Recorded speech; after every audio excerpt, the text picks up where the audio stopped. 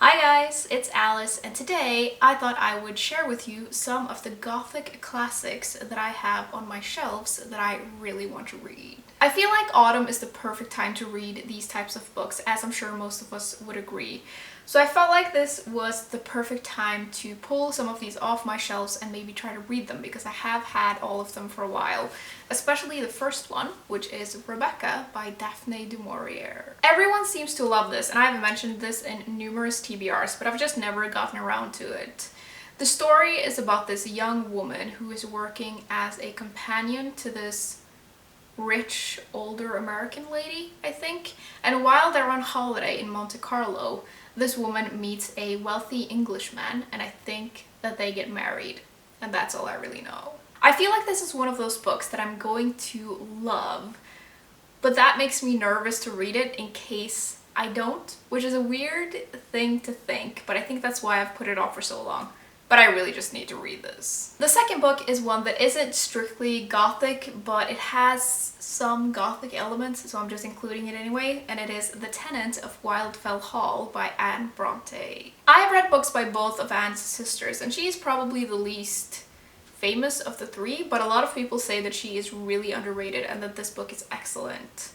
The story is, as far as I can remember, about this woman who flees her marriage because it's just a disaster, and she ends up exiling herself in this isolated mansion. Next, we have got The Woman in White by Wilkie Collins. Although this is a very famous novel, and I know that there have been loads of adaptations of it, I've never actually watched any of them, so I'm not that familiar with the story really.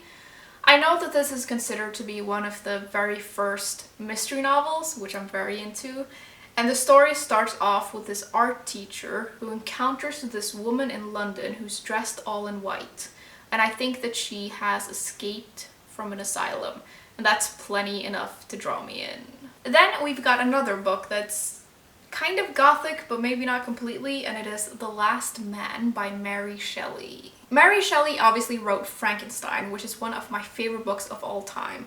And this is also kind of science fiction, although it leans sort of post-apocalyptic. And it's set in the future, but this was published in 1826. So I don't know what future it's set in. It may be set in our past. You know what I mean. It's all made up anyway, so it doesn't really matter. The point is, this is set in a world where the human race has almost been completely killed off by this plague, which is always a really interesting scenario. And Mary Shelley was really very much before her time with her books. It's pretty amazing. Next, we have got Gothic by William Beckford. This one sounds super strange and seems to have a lot of fantasy elements to it. And I think that this author was inspired by Arabian Nights when he wrote this. The story is about this caliph named Gothic who sacrifices his religion, the lives of innocent children, and his soul in his quest for knowledge and power. So he basically makes a deal with the devil, which I'm assuming is probably not a great idea. Then we've got a book that is on loads of like Gothic classics you need to read lists, and it is The Castle of Otranto by Horace Walpole. This follows a royal family in Sicily in the 13th century, and the story starts off with the son of the family going to marry this princess, but right before the wedding he dies in a tragic accident.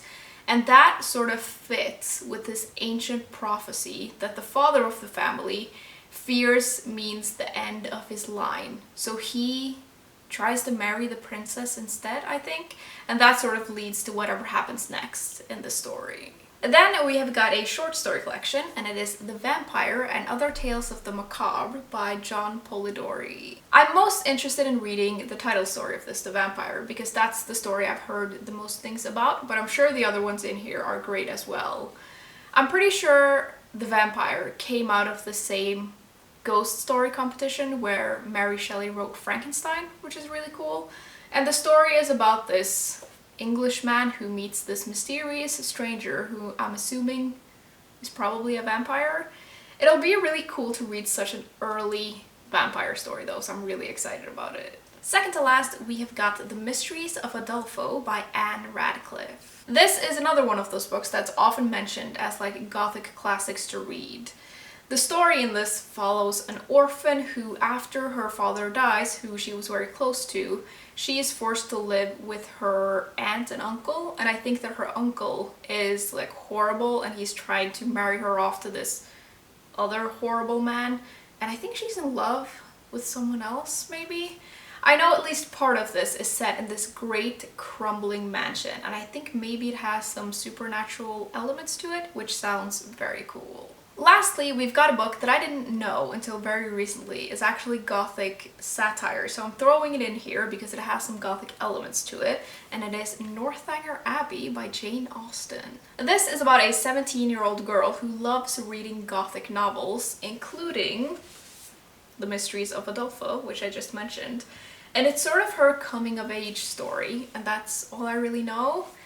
I'm interested to see what I will think of this. I usually enjoy Austen's books, so I'm sure it'll be interesting.